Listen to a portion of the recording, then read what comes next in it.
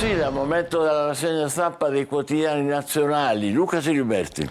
Grazie Michele. Allora, 4 filoni di racconto oggi. Il primo, quello della flottiglia che non si ferma, nonostante il monito del presidente Mattarella, nonostante il monito di tutti i leader internazionali che dicono attenzione, non entrate nel fronte di guerra perché potrebbe essere pericoloso, rischiate la vita. La flottiglia va avanti e continua a navigare verso Gaza. Quindi questo è il racconto principale che fanno tutti i quotidiani, ovviamente con tanti approfondimenti, tante sfaccettature. Poi c'è il voto, del quale abbiamo parlato, il primo voto regionale, la prima regione al voto su 6 che rinnoveranno i consigli regionali da qui a breve, a pochi mesi, quindi si continua a votare oggi nelle Marche, però già ci sono i conti, i ragionamenti sull'affluenza. Ancora un attacco alla Chiesa con la minaccia a Don Patriciello, questo è un segnale importante, e poi il racconto anche dello sport con la vittoria della nazionale di pallavolo. Allora andiamo a vedere le prime pagine con i titoli e gli approfondimenti. Eccolo qua: flottiglia, l'allarme dell'Italia. Crosetto incontra gli attivisti, dice attenzione, rischi elevatissimi, ma la missione va avanti.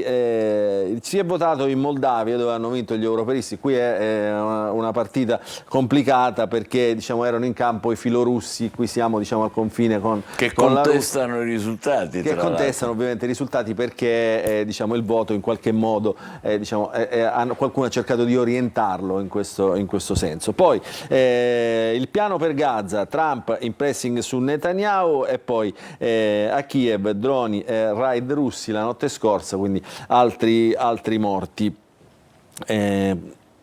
Le Marche, eccolo qua, si sceglie il governatore, cala l'affluenza, si vota fino alle 15, poi stop, cala l'affluenza, e questo è pericoloso più per il centrosinistra, che aveva fatto appello a una maggiore partecipazione. Il candidato Ricci si temeva appunto proprio la diserzione delle urne. Eccolo qua poi la notizia di cui parlavamo: sciocca la messa, qui siamo a Caivano, un proiettile per Don Patriciello. Caivano è quella zona che ha dato poi vita anche al decreto sicurezza, il cosiddetto decreto Caivano, dove vige la legge del più forte, la legge della violenza e non la legge dello Stato. Un proiettile calibro 9 avvolto in un fazzoletto consegnato a Don Patriciello, il prete anticamorra, durante la messa nella chiesa di Caivano. La minaccia al momento della comunione dopo i colpi di pistola esplosi sabato nelle strade del Parco Verde. L'autore del gesto, un 75enne, e vecchi problemi psichici, con problemi psichici, è stato fermato. Però sembra riduttivo metterla su questo piano, perché là appunto, come abbiamo visto, è una zona veramente di altissimo tasso di criminalità. Questo è il Corriere della Sera. Andiamo a vedere invece la Repubblica. Eccola qua, la flottiglia. Troppi rischi, Crosetto mette in guardia la portavoce, Israele pronta a intervenire prima di Yom Kippur, gli attivisti chiedono un canale di aiuti permanente e la Chiesa come unico mediatore. Si parlava appunto di un canale agevolato anche dal cardinale Pizzaballa. Qui diventa complicato perché saranno decisive, dice appunto il ministro, le prossime 48 ore, perché appunto c'è il rischio, sottolinea Crosetto, di effetti drammatici. Quindi questo è il racconto sulla flottiglia. Mette in pagina, ovviamente, l'abbiamo visto, stiamo vedendo questa foto che poi si rincorre su tutti i quotidiani, World Champion è l'Italia del volley, mondiale tutto azzurro, l'Italia è un modello vincente. Ricordiamo che ieri ha vinto la nazionale maschile, ma qualche settimana fa aveva vinto il mondiale la nazionale femminile, quindi un movimento ad altissimo livello. Questa era Repubblica. Vi faccio vedere anche La Stampa, eccola qua, flottiglia, vedi lo spiraglio di Israele, oggi il vertice, pressing di Trump, e qua stiamo sulle trattative per la pace in Medio Oriente, su Netanyahu, sul mio piano, ottime risposte da tutti per la pace, Meloni chiama il leader degli Stati Uniti. Il presidente Herzog all'Italia, l'ordine non usare forza letale. Crosetto invece parla di rischio, dramma se si supera il blocco. Questa notizia della flottiglia è interessante poi leggerla anche nei quotidiani, attraverso i quotidiani politici, perché le interpretazioni sono diciamo diverse ovviamente in base a da dove si guardi. Le mani sul mondo, qui c'è la pallavolo, anche la Stampa celebra il trionfo azzurro. E poi tanti approfondimenti ovviamente in pagina su tanti argomenti. Ancora quotidiani generalisti, la flottiglia, questo è il Messaggero, quotidiano di Roma, rischi drammatici, però mette in pagina la sanità, adesso le cure si pagano con le rate, perché l'allarme è proprio questo, in 2 milioni rinviano i controlli per motivi economici. Quindi la povertà diciamo, e la crisi porta anche a rinviare le cure per la propria salute. Il conto del medico adesso gli italiani lo pagano a rate e aumentano le richieste di prestito legate a motivi di salute, in particolar modo per le cure odontoiatriche. A indebitarsi sono soprattutto pensionati e casalinghe e in 2 milioni rinviano i controlli medici.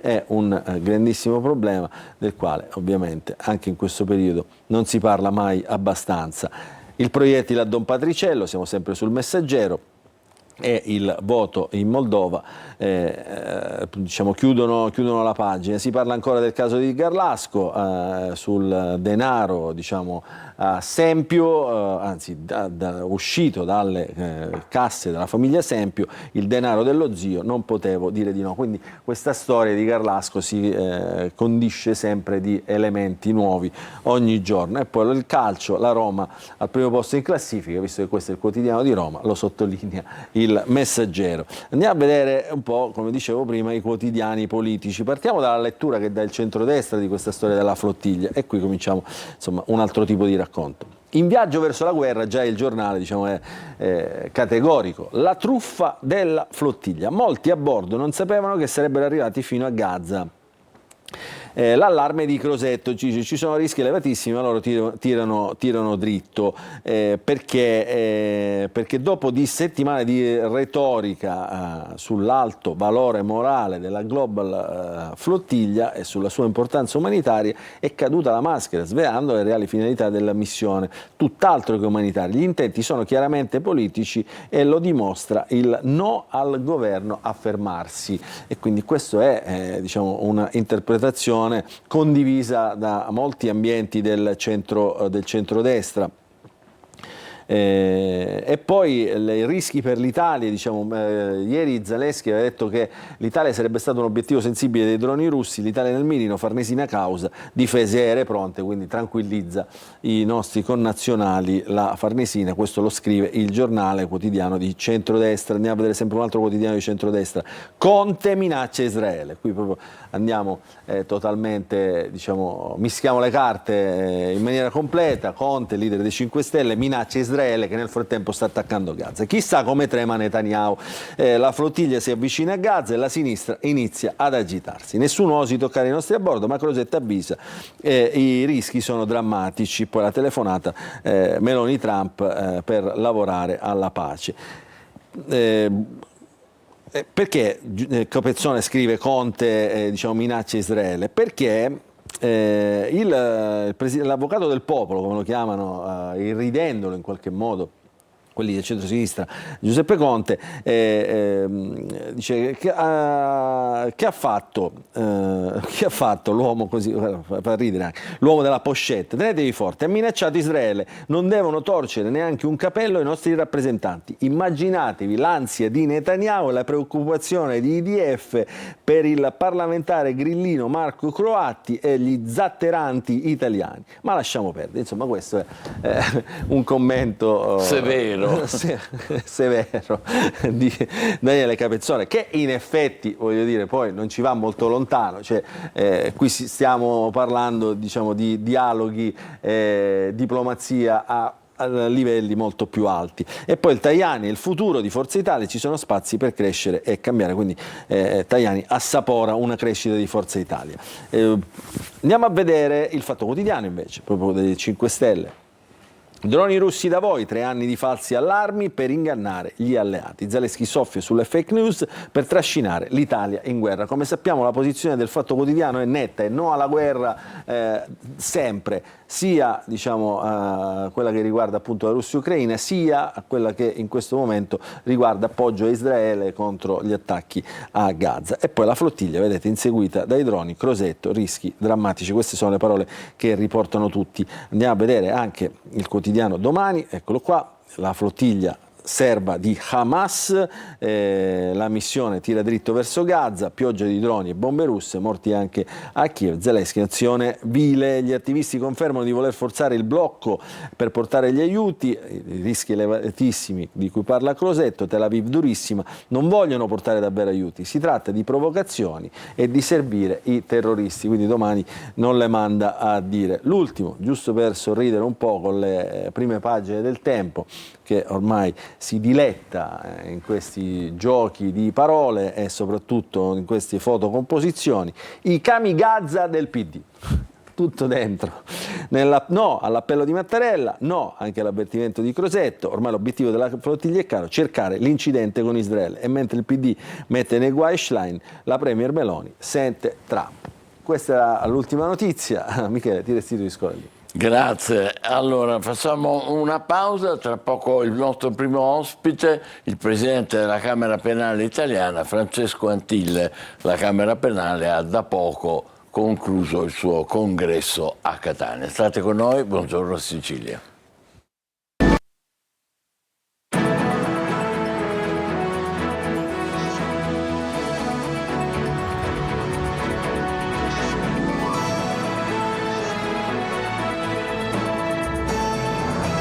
Lunedì 29 settembre, buongiorno Sicilia da Michele Cucuzza. E buongiorno da Luca Ciliberti.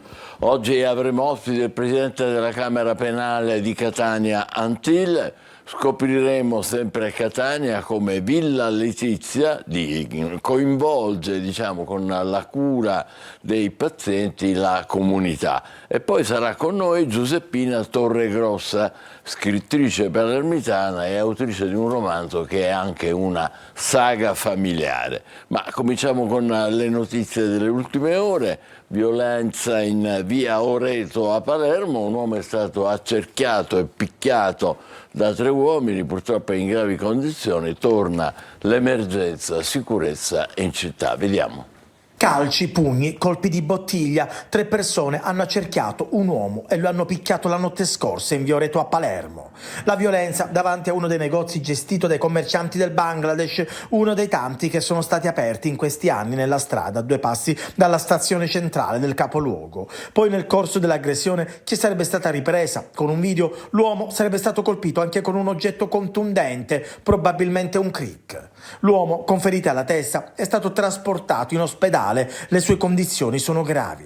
Le indagini sono state avviate e puntano a chiarire natura e movente del pestaggio, oltre a verificare l'eventuale utilizzo di oggetti atti a offendere. In questa fase gli inquirenti lavorano sulle informazioni disponibili e sulle testimonianze raccolte nell'immediatezza, mantenendo il massimo riservo sugli sviluppi.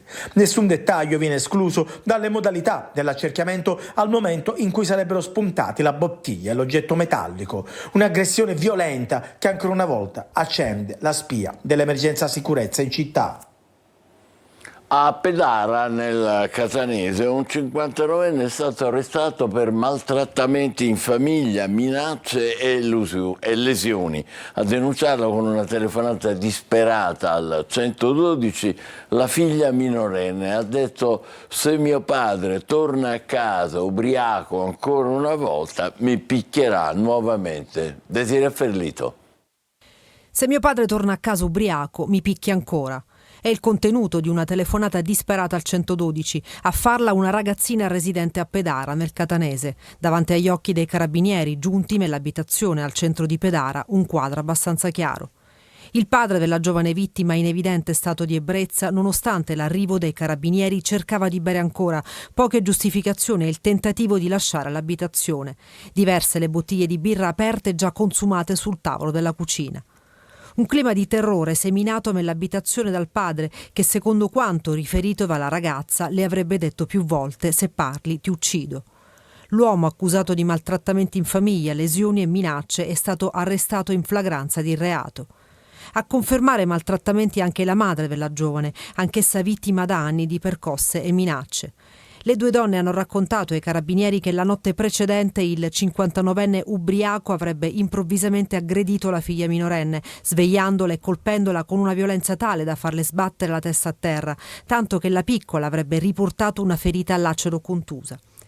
In quel frangente la ragazzina, temendo ripercussioni, avrebbe taciuto la verità ai medici del pronto soccorso dell'ospedale di Acireale.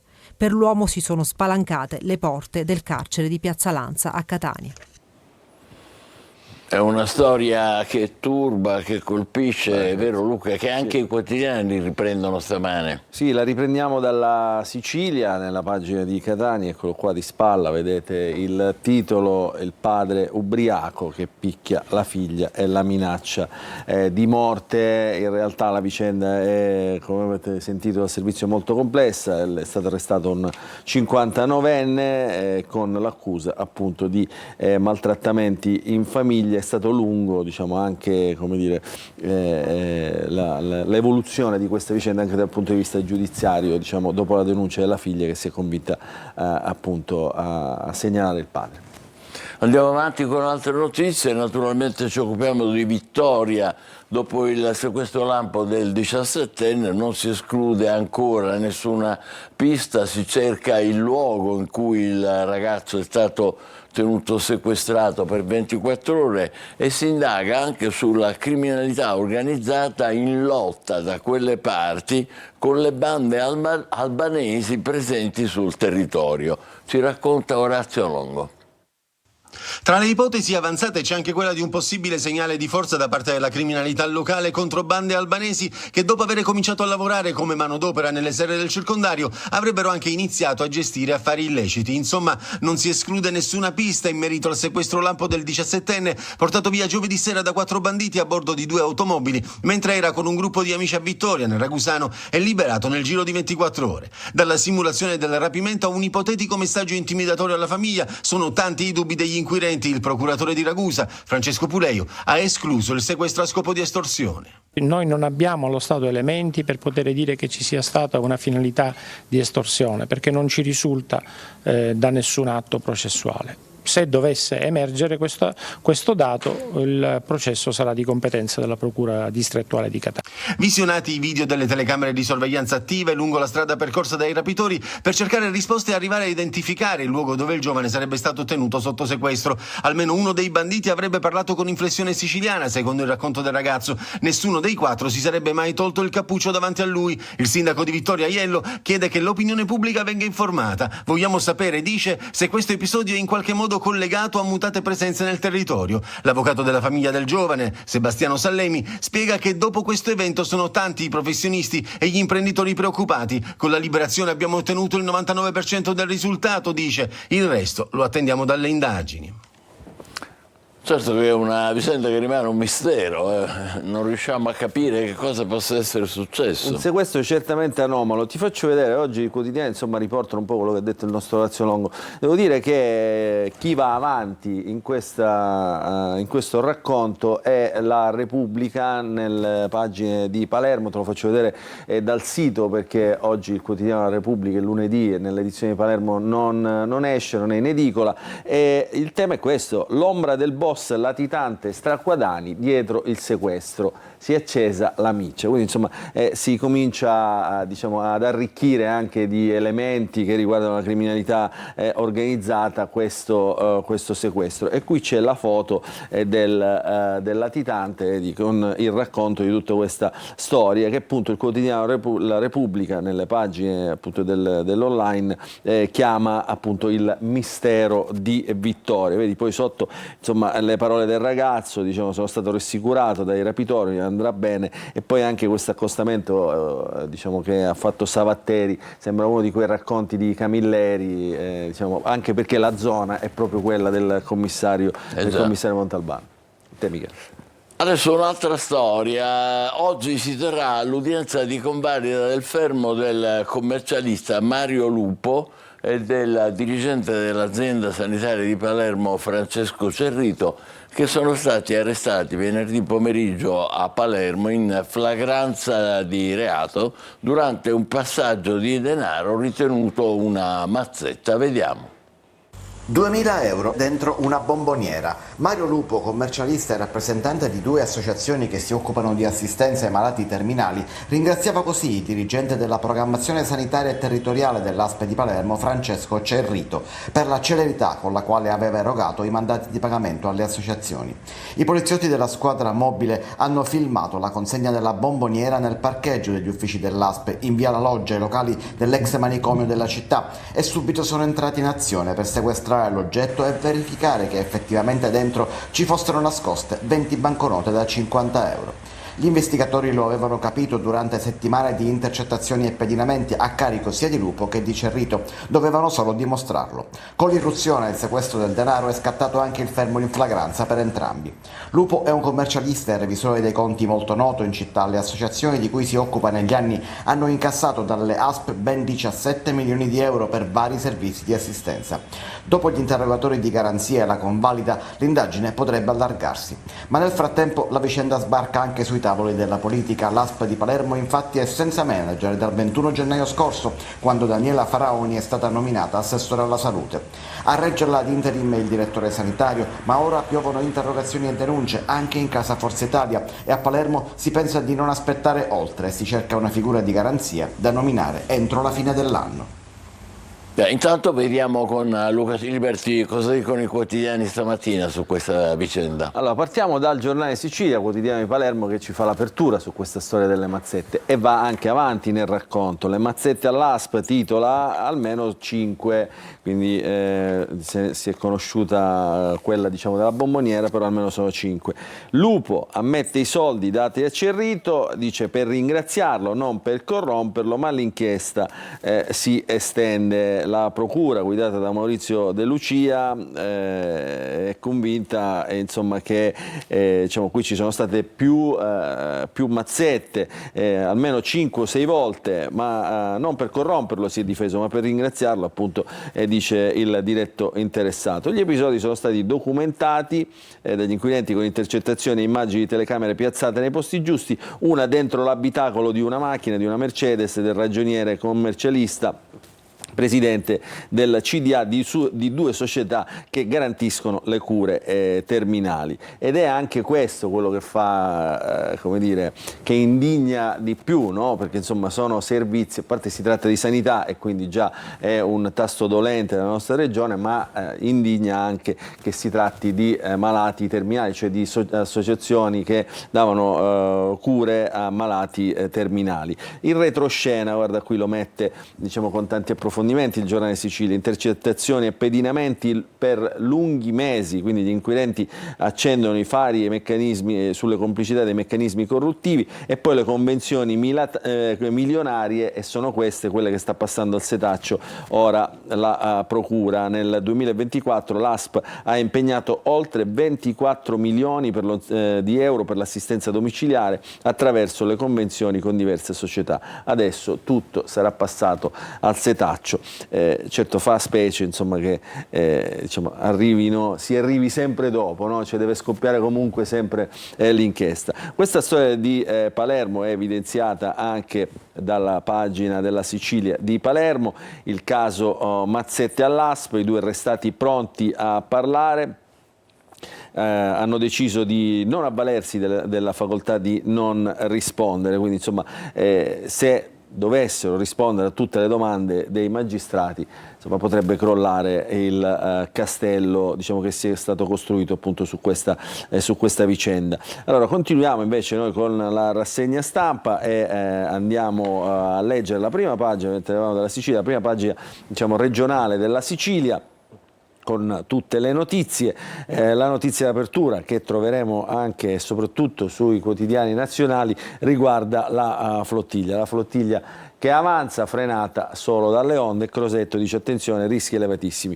Su questa storia della flottiglia ovviamente torneremo nella seconda parte della nostra rassegna stampa, perché ci sono tanti approfondimenti. Oggi si continua a votare nelle Marche, questo è il primo test delle regionali che diciamo così, che accende l'attenzione della politica, proprio perché qui ci si pesa, diciamo, con i rapporti di forze. Tajani vede già Forza Italia Italia al 20%. Sempre rimanendo e parlando di politica, ma questa volta regionale, c'è stato un pranzo tra Schifani e Lombardo, un pranzo diciamo dopo i dissidi delle ultime settimane, un pranzo distensivo fra i progressisti, prove di dialogo, e poi dal punto di vista della cronaca giudiziaria la vicenda di Tremestieri Etneo, Pandora, Rando e San Martino. 2 processi incrociati, le motivazioni della sentenza sull'ex sindaco di Tremestieri potrebbe avere un peso nel filone che coinvolge l'assessore regionale.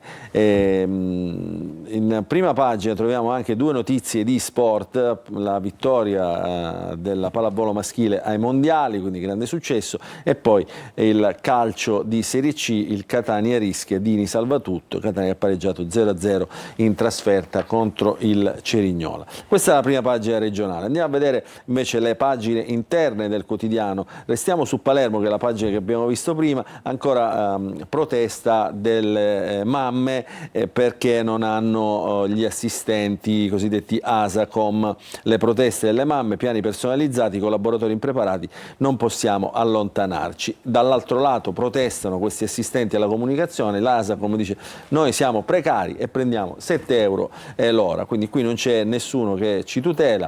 Il loro inquadramento professionale diciamo lascia molto a desiderare, poi i ritardi nei servizi dicono lo fanno apposta. Siamo sempre a Palermo.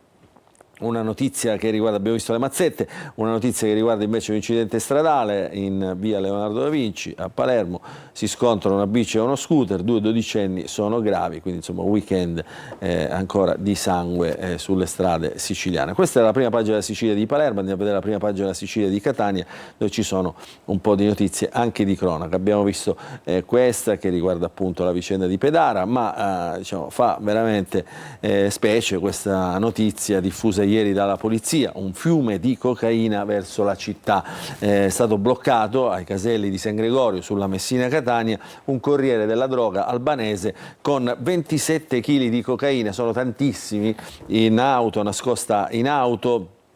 Avrebbe fruttato sulla piazza oltre 1 milione di euro, quindi insomma un vero affare milionario per i trafficanti. E poi l'allarme droghe, la vecchia dose si rifà il look, questo è il titolo di questo approfondimento, perché oltre alla cocaina diciamo che è un evergreen tra le droghe vendute, cioè non ha mai sofferto la crisi, arrivano appunto gli allucinogeni di ogni tipo, droghe gommose allucinogene mascherate da figurine per renderle diciamo, più accattivanti per i giovanissimi che così cascano nella morsa diciamo, delle dipendenze.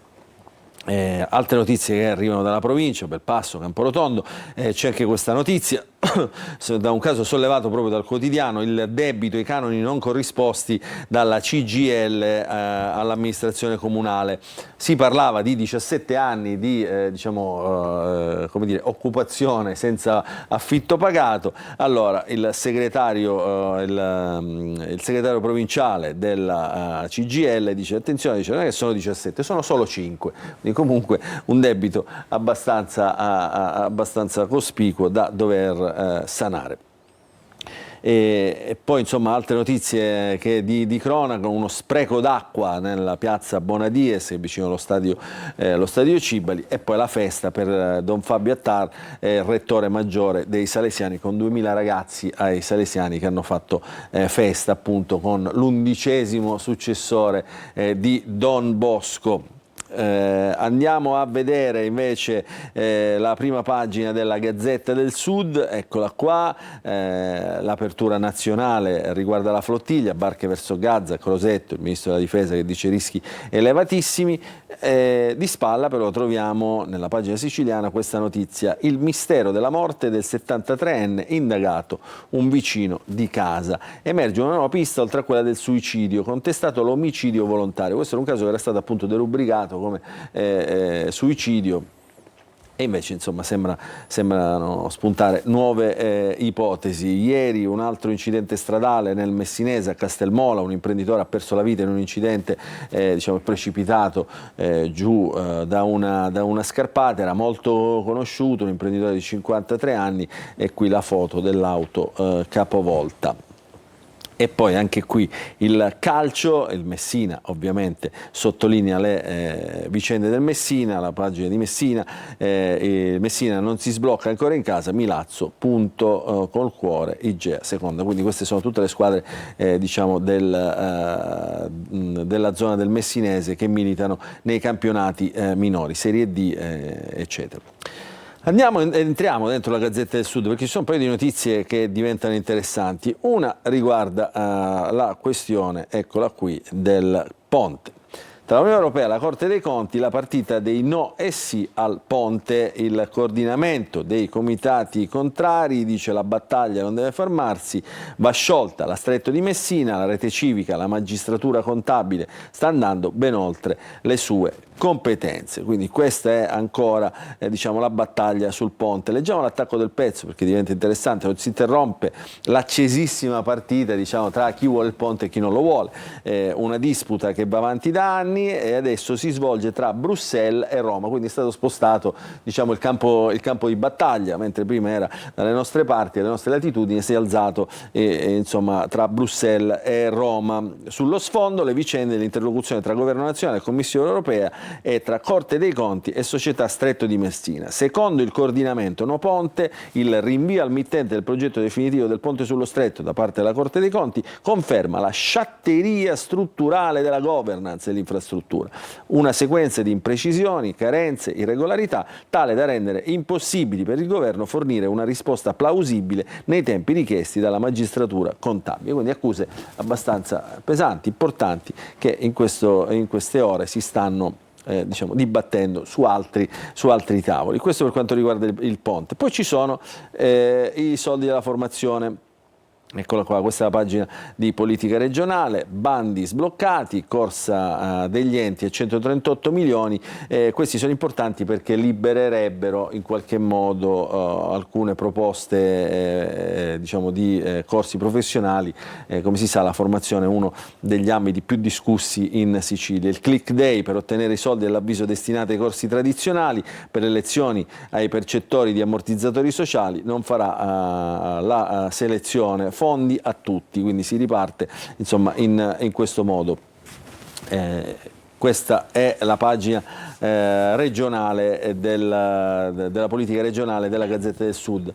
Una notizia curiosa, la produzione di mandorle nell'isola è crollata di oltre il 60%, i dati confermano le più pessimistiche previsioni e le aziende chiedono aiuto. Insomma, la mandorla insomma, la usiamo un po' dappertutto, no? Deliziose le mandorle siciliane. Le usiamo, poi insomma sono diffusissime nella nostra cucina, quindi insomma è davvero un peccato.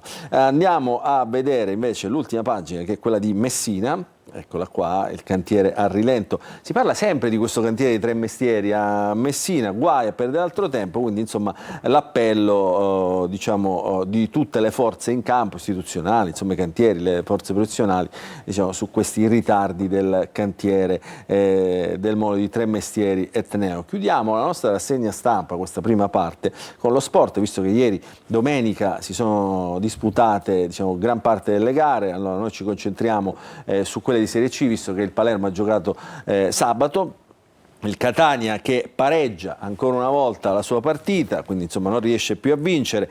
Il titolo della Sicilia è un pari e tanti rischi, Dini ha salvato il risultato ma l'attacco è rimasto muto, il portiere neutralizza occasioni su occasioni, Forte si ferma subito, nulla di grave, la squadra ha passato un inedito 5-3-2, Ciccerelli entra nei 30 minuti conclusivi e la prestazione diciamo, della squadra generale è migliorata. Questo è il racconto diciamo, della partita. Se scorriamo la pagina troviamo le reazioni. Intanto l'allenatore che fa mea culpa, dice troppi errori, pochi tiri, la stanchezza è affiorata, domenica ci rifaremo.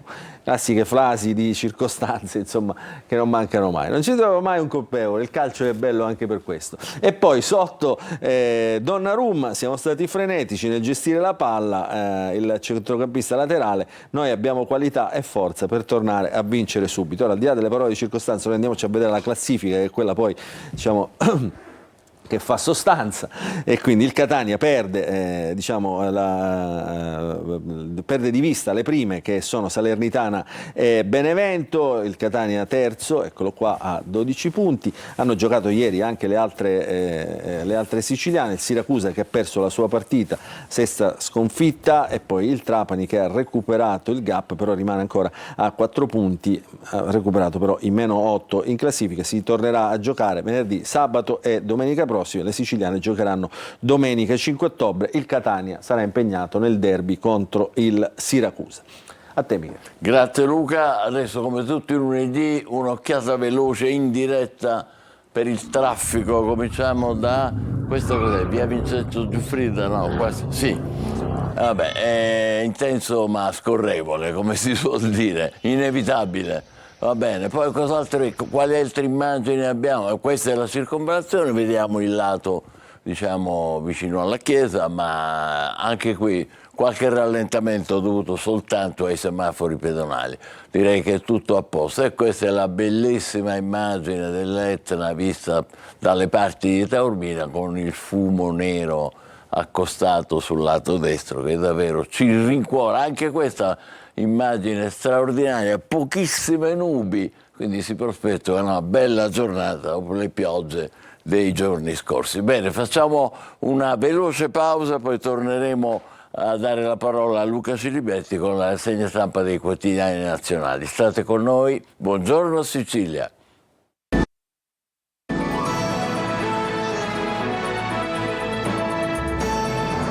Buongiorno Sicilia, diamo il benvenuto al nostro primo ospite, l'avvocato Francesco Antille, presidente della Camera Penale Italiana. Buongiorno e benvenuto. Si è appena concluso a Catania il 20° congresso dell'Unione delle Camere Penali Italiane. Si è tenuto al Teatro Massimo Bellini. Venerdì scorso ha partecipato tra gli altri il vicepresidente del Consiglio Superiore della Magistratura Pinelli e il Presidente del Senato La Russa. Sabato tra gli altri c'era anche il Procuratore Nazionale Antimafia Melillo, e domenica c'è stato anche un intervento online con il Ministro della Giustizia Nordio. Un bel successo è stato questo per voi? Sicuramente. Abbiamo iniziato finalmente a dialogare con i cittadini. Vogliamo spiegare ai cittadini che cosa si ipotizza con questa riforma sulla separazione delle carriere. Stiamo subito piedi nel piatto. Sì, perché il punto è questo. Cioè a dire, il titolo del congresso è, ed è stato, la giustizia che sarà. Che sarà. I cittadini si interrogano che cosa accadrà. Sicuramente una nuova architettura processuale, sicuramente un assetto costituzionale diverso con questo CSM rielaborato e sicuramente un referendum confermativo che ci attende al termine dei lavori parlamentari. Ecco, ma voi qual è la vostra posizione? Siete favorevoli o contrari? Noi abbiamo proposto proprio la legge di iniziativa popolare per la separazione, quindi siamo favorevolissimi e devo dire che anche alcuni magistrati lo sono e anche, devo dire, alcune... Perché, scusi, la interrompo, perché siete favorevolissimi mentre io di solito... Certo, perché cosa vogliamo realizzare? La piena autonomia del giudice. L'obiettivo della riforma è che il giudice diventi veramente autonomo e indipendente dai PM e ovviamente tutte le altre parti del processo, ma a maggior ragione dal PM. Pubblico ministero, certo, diciamo. Il vero significato è questo. Non abbiamo nessun intento punitivo, né pensiamo ad assoggettamenti o a inimicizie.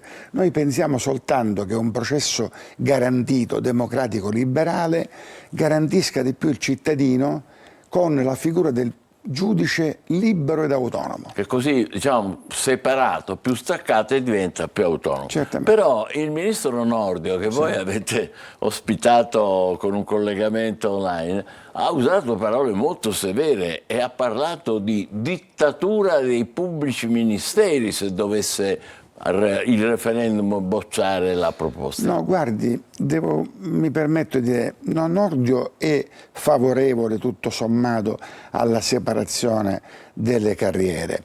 D'altronde è espressione... Però queste parole le ha usate. Sì, lui ha usato delle parole a titolo di esempio, ma in verità non c'è nessuna dittatura dei pubblici ministeri per un motivo. Dio ce ne guardi, noi non abbiamo mai pensato di creare un super pubblico ministero, noi abbiamo pensato soltanto di rendere autonomo il giudice, perché quando giudica il cittadino dovrà essere totalmente svincolato da ogni contaminazione con il pubblico ministero. L'obiettivo è solo questo, tutto il resto non ci appartiene.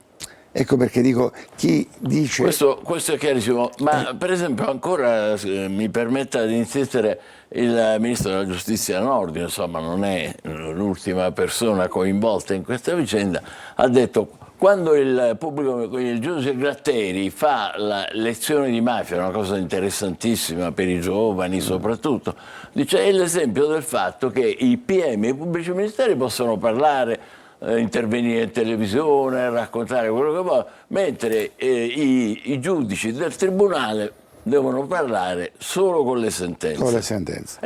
Era una osservazione critica. Sì, però è un fatto che bisognerebbe auspicare sempre di più. Abbiamo necessità tutti che si abbassino i toni, prima questione. Seconda, la giustizia non è uno spettacolo. Terzo, le interviste sono state disciplinate in un certo modo dopo gli anni passati, delle grandi operazioni di polizia dove si facevano interviste solo ai pubblici ministeri. Ora io dico questo, se tutti quanti ci ridimensioniamo e dialoghiamo meglio su certi contenuti, possibilmente una soluzione potrebbe giungere. Purtroppo c'è una magistratura oggi arroccata sul niet. Nulla può andare bene di questa riforma, non è una posizione però che noi loro dicono, e poi su questo chiudiamo perché avremo altre domande da fare, loro dicono c'è il rischio che i pubblici ministeri finiscano sotto il controllo del governo. Mi dicono qual è la norma che lo prevede, anzi le dico di più, nell'ambito del procedimento disciplinare la maggioranza comunque dei membri componenti l'istituzione compete ai magistrati per 2/3, quindi non credo proprio che si possa immaginare questo. Perfetto, passiamo all'altro, passiamo alla situazione a Catania, perché noi spesso raccontiamo della percezione della mancanza di sicurezza nella città, parliamo Corso Sicilia, ci sono stati purtroppo recentemente 2 omicidi, ecco. Qual è la situazione, voi che avete il polso della situazione reale, non soltanto percepito? Ma guardi, le dico questo, il problema della sicurezza purtroppo nelle grandi città è sotto gli occhi di tutti, ci vorrebbero sicuramente maggiori investimenti, siamo in condizione di garantirli? Non esattamente, perché i nostri bilanci non sono eccezionali. E diciamo, allora? Ecco, allora le Camere penali hanno scelto una strada semplicissima, il dialogo continuativo con gli studenti. Abbiamo incontrato migliaia di studenti e continueremo a farlo per formare in loro il concetto vero di legalità. Solo questo. Partiamo dai giovani, perché la parola migliore è quella della cultura, dell'educazione. Non credo che si possa risolvere il tutto con ammanettamenti generalizzati. Questo è il nostro pensiero. Ma questa è un'iniziativa molto bella e importante. Continuate così e quando lo fate dateci notizie, perché ci riempie di entusiasmo sapere che i giovani vengono coinvolti sulla cultura della legalità dagli addetti ai lavori, non dai quelli che ne parlano per sentito dire. Ma guardi, il primo giorno del congresso iniziò venerdì 26 alle 10 presso il liceo Ospedalieri, con domande interattive dei giovani agli avvocati rappresentanti della Giunta Nazionale e una partecipazione interessantissima. Non c'è stato un ragazzo che ha utilizzato lo smartphone o si sia distratto. E ogni volta andiamo presso le scuole anche con processi simulati per far comprendere loro cosa può accadere nel corso di un giudizio. E le risposte come sono? Sono positive, Risposte immagino. interessantissime, con ragazzi curiosi, interessati e con ragazzi che si sono dovuti ricredere. Talvolta circola l'idea che il difensore sia una sorta di amico del giaguaro, l'avvocato ha trovato un cavillo, ha una percezione sociale quasi negativa, mentre invece abbiamo spiegato che quello che si dice cavillo in verità è una disposizione di legge. Beh, certo. Il giudice provvede in conformità, quindi sostanzialmente questi ragazzi stanno elaborando questo ampio concetto di legalità che è diventato patrimonio dell'avvocatura anziché solo della magistratura.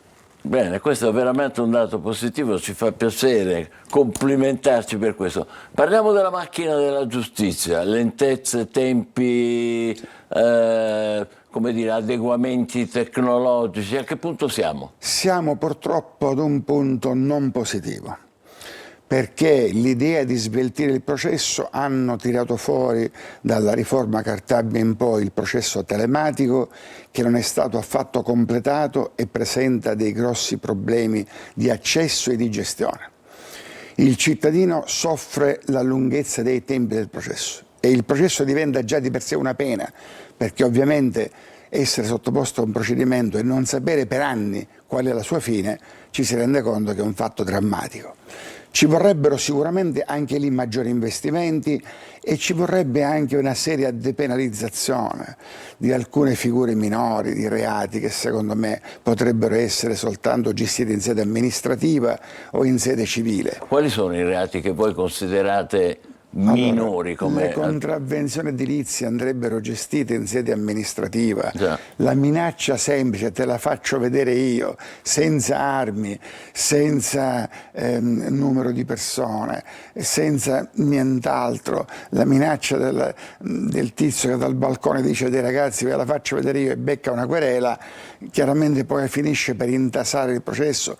Se ci sono delle riconciliazioni tra le parti, anche per certi processi che oggi sono assolutamente gestiti solo in via d'ufficio, si potrebbero trasformare procedibili a querela. E soprattutto, le dico, in tema di carcerazione. Noi viviamo un dramma imponente. Stavo per chiederlo. Migliaia di suicidi negli ultimi anni, se li sommiamo tutti, tra suicidi di detenuti, suicidi di agenti di polizia penitenziaria e morti sospette suscettibe di indagini, abbiamo migliaia di persone che in carcere sono morte in attesa. Le dirò, l'altro ieri a Pavia un 21enne si è suicidato. Quindi perché? Il sistema purtroppo non funziona perché è farraginosa la procedura, non funziona perché non sono stati fatti investimenti, non funziona perché purtroppo spesso anche nella magistratura si realizzano le condizioni per dire meglio dentro che fuori. La nostra riforma dell'89 ha previsto quale misura cautelare prevalentemente gli arresti domiciliari, tranne per alcune ipotesi come mafia, terrorismo, reati più gravi. Spesso noi vediamo che si continua a dire anche dinanzi a un reo confesso, magari incensurato, unica misura è il carcere e stai lì dentro. Ora siamo a 65.000, stiamo parlando di 20.000 detenuti in più in Italia rispetto alla 20.000 detenuti in più? Certo. Non le cito il ministro Nordio perché su questo aveva detto che lì il problema non è il sovraffollamento. Sì, lui dice di no, ma purtroppo vi è una connessione innegabile tra il sovraffollamento. Ma la via d'uscita è quella di costruire nuovi penitenziari? Allora dirò, intanto bisognerebbe depenalizzare, stabilire un'esecuzione penale più snella, affidando anche ai giudici di merito in sede esecutiva curare questo aspetto dell'esecuzione penale e non lasciare soltanto i magistrati del Tribunale di sorveglianza da soli. Terza cosa, garantire degli automatismi, l'incensurato che deve scontare, che ha una sola condanna, senza precedenti, reato comune, 2 anni, secondo me potrebbe automaticamente finire in detenzione domiciliare, si potrebbe alleggerire lasciando il carcere ai momenti e alle situazioni più gravi, più gravi, certamente, per le quali non si può ovviamente derogare. Grazie, molto interessante tutto il panorama che abbiamo affrontato, certamente ancora più interessante il congresso che si è appena tenuto all'Unione delle Camere Penali Italiane a Catania e ringraziamo il Presidente Francesco Antille. Buon lavoro e grazie per tutte le suggestioni e gli stimoli che ci ha dato. Facciamo una breve pausa e tra poco ci occuperemo di Villa Letizia di Catania per chi ha disturbi psichici, però che si apre anche qui alla comunità e cerca di coinvolgere in una maniera molto interessante. Vedremo tra poco. State con noi, buongiorno Sicilia.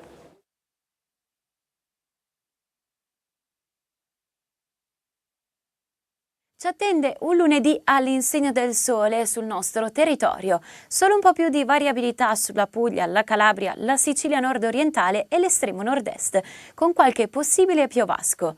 Nel corso della giornata di lunedì sulla Sicilia infatti sarà una giornata in prevalenza soleggiata, salvo per qualche occasionale piovasco che potrà interessare il Messinese, e i venti saranno ancora tratti sostenuti con mari mossi specie al largo.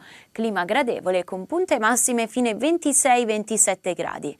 Anche martedì continuerà a splendere il sole sulla Sicilia, i venti inoltre saranno in graduale attenuazione, con mari infatti con moto ondoso in diminuzione, risulteranno infatti calmi o poco mossi.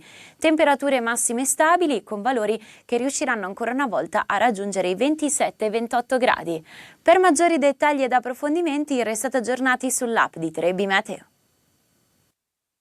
Spiegheremo il...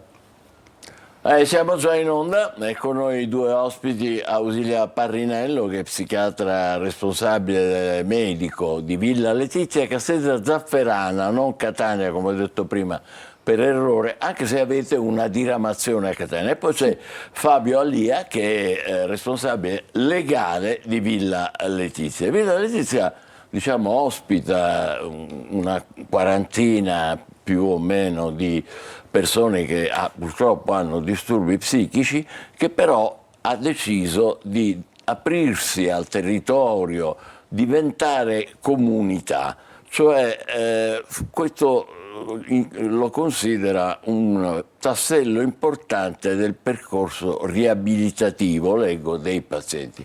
Ci vuole fare degli esempi, in modo che possiamo capire anche noi? Certamente, dottore. La nostra comunità adotta un intervento multidisciplinare, quindi le persone che sono da noi ricoverate non solo hanno un piano terapeutico riabilitativo personalizzato e condividiamo insieme gli obiettivi che vogliamo raggiungere.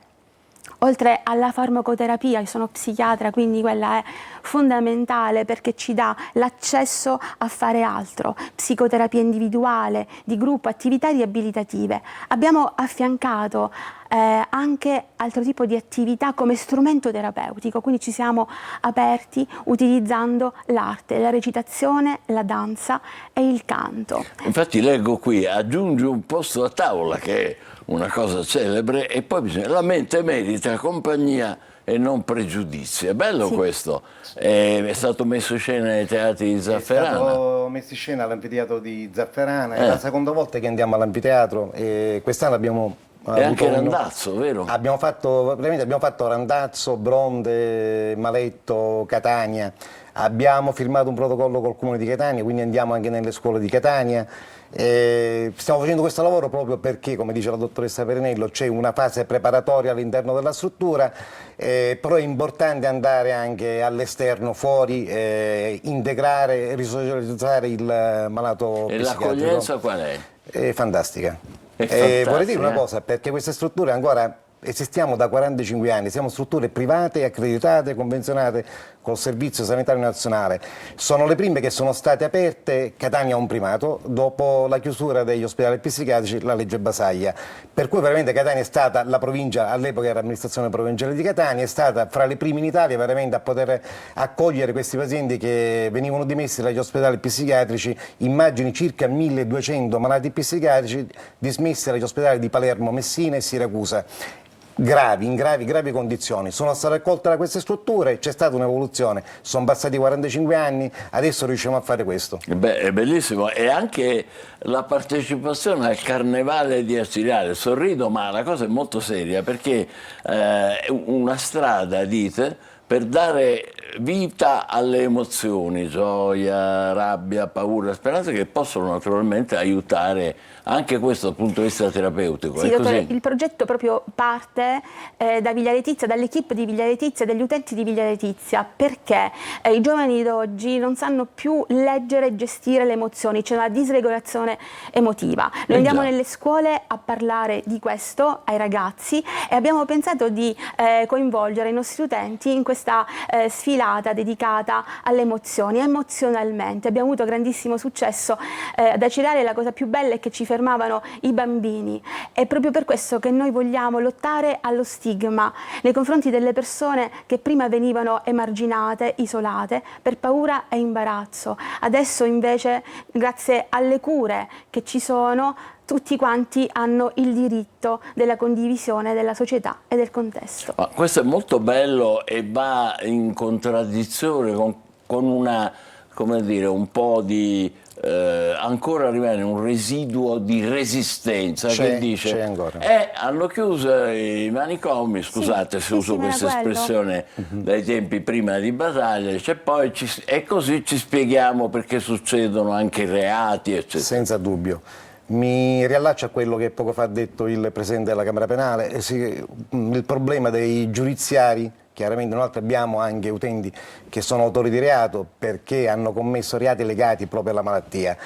Chiaramente ce ne sono tanti che sono in questo momento detenuti e spesso viene fatto un percorso specifico per loro e vengono ricoverati presso le nostre strutture. Quindi stiamo facendo anche un lavoro con il paziente giudiziario. Stiamo facendo anche una lotta allo stigma della salute mentale. Ancora le persone sono molto diffidenti, perché quando si parla del cosiddetto, tra virgolette, pazzo, si pensa ancora alle vecchie malattie mentali, si pensa agli ospedali psichiatrici. Non è così, assolutamente. Purtroppo oggi la nuova generazione soffre di parecchie patologie, spesso nascoste, però ci sono i campanelli d'allarme. Io mi rivolgo alle famiglie. Esistono queste strutture, esiste un servizio pubblico a cui si possono rivolgere per cercare di risolvere questo problema, perché bisogna fare prevenzione. Prima si arriva e meglio è. E la dottoressa diceva un attimo fa una cosa importantissima, di cui parliamo poi di fatto quasi quotidianamente quando parliamo di baby gang, quando parliamo di risse, eccetera, eccetera. Cioè la ineducazione o maleducazione o assenza di educazione emotiva, è vero? Questo riguarda tutti, non riguarda certo soltanto chi ha disturbi psichici. Ma infatti noi, oltre alla prevenzione terziaria, che è quella della riabilitazione che attuiamo nella nostra comunità, facciamo prevenzione primaria. Per quanto riguarda le malattie mentali, la genesi è multifattoriale, quindi genetica, familiare, ambientale, culturale, e interveniamo lì dove ancora si può intervenire, attraverso il sostegno familiare nelle scuole, attraverso questa educazione all'affettività, sempre ai ragazzi delle scuole di ogni ordine e grado, e la partecipazione è veramente fattiva. E sa come li agganciamo, dottore? Non andiamo lì come equipe, siamo noi gli psichiatri, psicologi di Villa Letizia. La prima cosa che facciamo nelle scuole è andare lì, agganciarli con la musica. E quindi andiamo con le chitarre, andiamo con gli strumenti e cantiamo insieme a loro. Fantastico, così li coinvolgete in immediata. Sì, vengono anche i nostri Ma perché, questa è una cosa che esula, ma non posso non approfittare della presenza di una psichiatra così autorevole. Perché c'è questa difficoltà a gestire le emozioni da parte dei più giovani?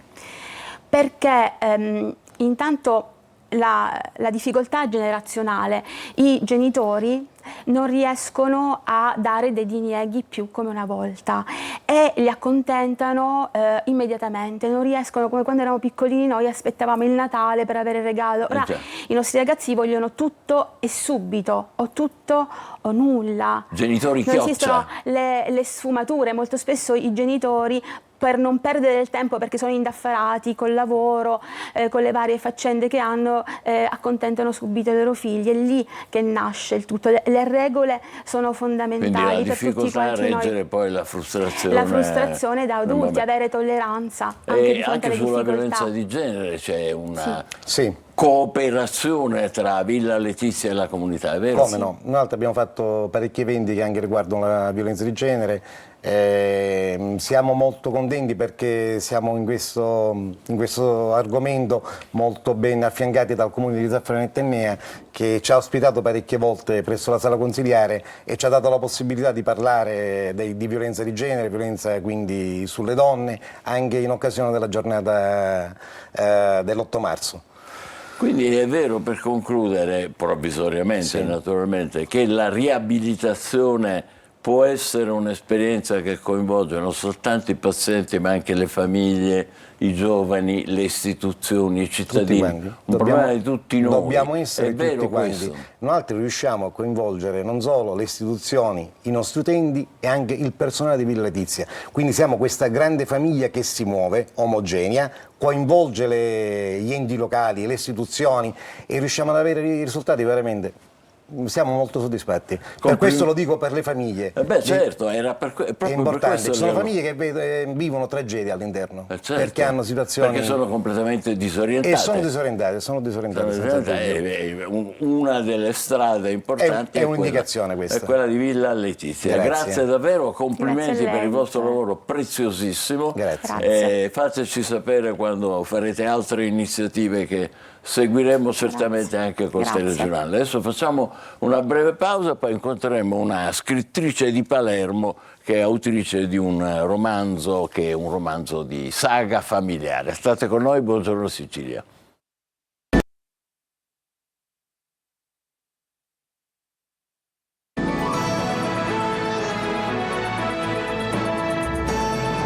Buongiorno Sicilia, incontriamo in collegamento una scrittrice siciliana, Giuseppina Torregrossa, buongiorno e benvenuta, è autrice recentemente di un romanzo pubblicato da Mondadori che si intitola Corta è la memoria del cuore. Complimenti, è un romanzo che racconta una saga familiare, ma anche e soprattutto il legame tra madre e figlia, è vero, indaga un po' su quello. È così, Giuseppina? Sì, si tratta proprio di questo rapporto madre-figlia, che è un rapporto pieno di ambiguità e di ambivalenze. Noi siamo abituati a celebrare la maternità come un momento meraviglioso, un momento di grazia, talvolta lo è, ma talvolta non lo è.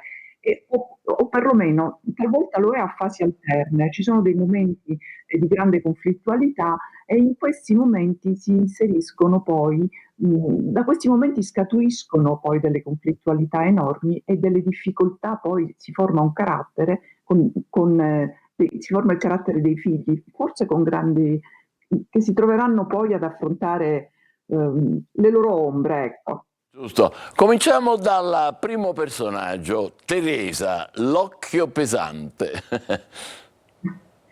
Teresa è una centenaria che ha dovuto sgomitare e farsi spazio nella vita più che con le urla, con i silenzi, perché stiamo parlando del fascismo e poi dell'immediato dopoguerra, gli anni 50-60, in una Sicilia che certo non è che lasciasse molto spazio alle donne. Perciò Teresa ha dovuto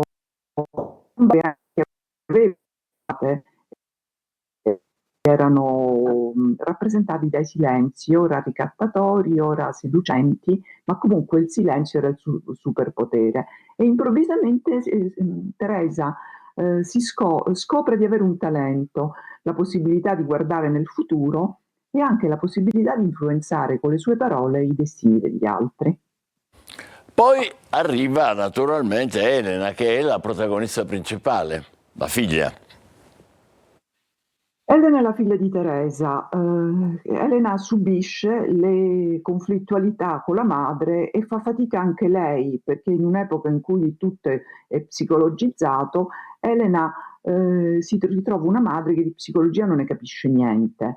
Una madre che probabilmente non ha nemmeno tanta voglia di occuparsi di lei e subisce una condizione che viene definita ormai con una parola abusata di anaffettività, per cui Elena fatica a trovare se stessa, a trovare un'identità, perché in fondo nessuno l'ha mai accolta per quella che era. In questa conflittualità con la madre, Elena sviluppa una strategia di sopravvivenza che è quella di agire per contrarietà. Per essere sicura di avere successo nella vita e di poter salvaguardare i propri figli da certe forme di crudeltà, Elena agisce pensando ogni volta che farà mia mamma che farebbe mia mamma in queste condizioni, e subito dopo agisce facendo il contrario di quello che avrebbe fatto la madre. Però quando diventa nonna le cose cambiano. Beh, si sa che i nipoti sono un balsamo per le ferite, i nipoti riescono a cicatrizzare qualunque cosa, ed è grazie alle nipotine che Elena in qualche modo troverà la propria voce, troverà la capacità di esprimersi per quella che è, né per contrarietà e nemmeno perché subisce le scelte degli altri, ma trova una propria identità. E trova in queste bambine che hanno una voce limpida, una luce, le riflettono una luce, e lì Elena troverà la soluzione. Volendo fare una riflessione, se lei ce lo consente, potremmo dire che Curta e la memoria del cuore è anche uno studio sui rapporti, diciamo, tra madre e figlia, che possono andare dalla fusionalità, il rapporto simbiotico, il rapporto di dipendenza, a quello invece di distanza, di separazione e di silenzio. Una via di mezzo, naturalmente, fra questi. Sì, sarebbe meraviglioso riuscire a trovare un equilibrio in queste relazioni, ma come tutte le relazioni d'amore, la relazione madre-figlio è una relazione folle, perché l'amore è un sentimento folle, e la difficoltà di renderlo poi, o di razionalizzarlo e di contenerlo, e lì si gioca questa possibilità di riequilibrare un sentimento che è folle. E certo, sarebbe bello riuscire a trovare una via di mezzo fra la simbiosi e il distacco. Talvolta ci si riesce, ma è un percorso faticoso in cui bisogna impegnarsi. Ma c'è poco spazio, o sbaglio, per l'uomo in tutto questo? Beh, l'uomo fa già i suoi danni di suo talvolta. Una situazione così complicata come già è quella. È vero, c'è spazio per l'uomo, ma c'è spazio nella misura in cui parliamo di altre generazioni. Oggi i padri, gli uomini trovano uno spazio enorme in famiglia, sì, sono dei bravi papà, sono dei papà presenti, ma consideri che fino agli anni 70-80 i papà erano semplicemente una forza lavoro, c'era una rigidissima separazione del... mi viene adesso, ho sentito prima carriere, la separazione di ruoli, per cui le madri si occupavano dei figli e i padri si procacciavano la bistecca per mangiare, procacciavano il cibo. Quindi oggi il ruolo dei papà, oggi i papà vengono coinvolti nella relazione con i figli, e naturalmente questa è una cosa bellissima e che potrebbe essere un fattore riequilibrante. Quando non è dannoso è riequilibrante. Già, l'ultima domanda che le faccio, anche perché purtroppo il collegamento non è sempre facilmente ascoltabile, le chiedo questo che è una saga familiare, un grande romanzo corale, ci permette però anche di fare una riflessione sulla situazione attuale. Come vede lei oggi i cambiamenti sociali, culturali, nei rapporti familiari in Sicilia? Ma credo che la Sicilia ormai si sia allineata con tutto il resto del mondo, non credo che la Sicilia abbia delle diversità. Se noi la Sicilia sconta un ritardo di 30 anni e quindi talvolta ci rendiamo conto che si è un po' in ritardo, ma è un ritardo antico, non è un ritardo nuovo. La Sicilia ormai ha acquisito in negativo e in positivo tutti quelli che sono i cambiamenti che stanno succedendo in tutto il mondo, e quindi le siciliane come tali si comportano. Bene, la ringrazio molto e siamo stati con Giuseppina Torregrossa, autrice di Curta e la memoria del cuore, editrice Casa Editrice Mondadori. Complimenti e in bocca al lupo per il successo del suo romanzo. Grazie, buona giornata. Buona giornata a lei, per noi è il momento dell'oroscopo.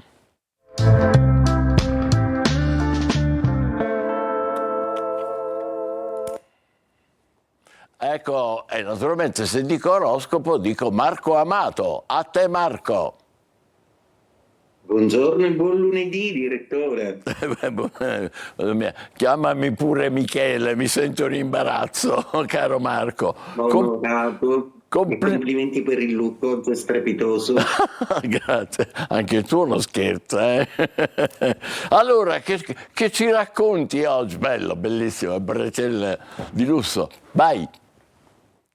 Allora, oggi vi racconto di una star, di una superstar, 200 milioni di copie, l'artista femminile che ha più venduto nella storia al mondo, ovvero Mariah Carey. Ebbene, la regina di Natale con All I Want at Christmas Is You, che è il suo pezzo assolutamente più girato al mondo, torna a far parlare di sé con Air for It All, ovvero il suo nuovo pezzo, che è principe dell'album nuovo in cui si autodefinisce diva. E se lo merita tutto, ma sicuramente è proprio la sua valenza arietina, con questa sua esuberanza, che la porta sempre in auge ad essere sempre la numero uno. Bene, nell'oroscopo di Mariah ci sono tanti elementi che hanno a che fare col suo primeggiare e soprattutto anche con una storia familiare molto complessa. Ebbene, l'Ariete in questo periodo sta prendendo tutti gli influssi di Saturno e di Nettuno, per cui una svolta di carriera per tutti gli Ariete che tornano di nuovo a primeggiare. Oggi vi segnalo che la Luna è in un rigido Capricorno, quindi cosa succede nello zodiaco? Ariete, per voi è una giornata tutta da prendere con le pinze, quindi non siate nervosi, ma arrivate al lavoro consapevoli del fatto che dovete fare bene per voi stessi e non per il contesto. Toro, Trigono, bellissimo, un'ottima energia emozionale per voi. Gemelli, la buona notizia è che uscendo dal Sagittario torna il buon umore perché non è più in opposizione. Cancro, per voi è in opposizione ed è proprio il vostro pianeta. Quindi quando questo succede dovete riflettere un po' meglio sul rapporto tra voi e gli altri, tra voi e l'altro nella coppia. Leone, finisce un po' il trigono dal Sagittario, per cui c'è un abbassamento di tensione. Oggi il Leone è un po' più calmo e inizia bene questo lunedì. Vergine, stupendo trigono per voi, e la vostra Venere tra l'altro sarà solleticata in serata che finisce con una romanticità. Bilancia, per voi è quadratura, per cui oggi dovete proprio, è uno di quei lunedì tipici in cui dovete sistemare le cose al lavoro. Scorpione, per voi oggi è una giornata molto bella e piacevole, comunicativa, che inizia con il sorriso e vi fa sentire amati. Buona giornata. Sagittario, per voi la Luna esce dai vostri gradi zodiacali, quindi si abbassano le tensioni emozionali e ben venga, perché quella Luna vi ha portato un pochino di trambusto, ora più calma. Capricorno, vi addolcite con questa Luna molto piacevole che parla d'amore, sentimento e di accoglienza. Acquario, Luna un po' pensierosa per voi, che vi sussurra alcune emozioni che però oggi non volete ascoltare. Si sa che voi Acquario vi chiudete nei ghiacci quando non sapete gestire le emozioni. Pesci, ottima configurazione per voi per tutto quello che riguarda il lavoro di squadra. I pesci oggi sono bravissimi a dare dei consigli che servono a tutti. E detto questo, con le mie foglie d'autunno sulla mia tazzina, vi auguro una splendida giornata e un buon inizio settimana. Grazie. Buongiorno Sicilia. Grazie anche a te Marco Amato, e buon caffè. Rientriamo in studio e diamo la parola a Luca Ciliberti ancora per una finale spigolatura sui giornali.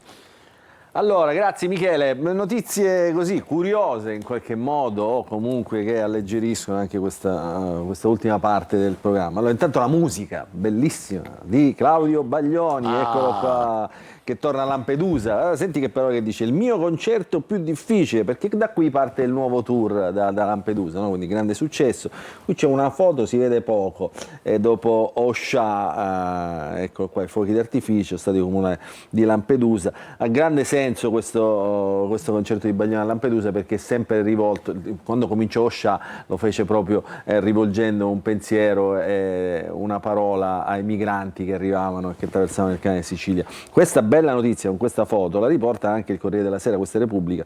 La vita è ancora adesso con il suo ultimo tour, dobbiamo liberarci, vedi, Baglione dice, dall'odio e dall'egoismo, mai parole, diciamo, furono più sensate in questo periodo. Penso un po', l'album La vita è adesso debuttò 40 anni fa, quindi insomma ha una bella storia. L'ultima pagina, un po' così ci possiamo anche ragionare insieme, arrivano come ogni anno le nuove parole del dizionario Zingarelli, no? Del 2026. E ovviamente l'italiano è una lingua moderna, viva, si aggiorna, si aggiorna con i tempi. Allora, le nuove parole che entrano sono, come dire, più che altro neologismi, no? Mutuati dall'inglese, insomma, dal parlare comune. L'amichettismo, questa parola, la raccomandazione. Questo è entrato nel gergo della politica. Stoppa l'amichettismo, e mai, diciamo, si ferma.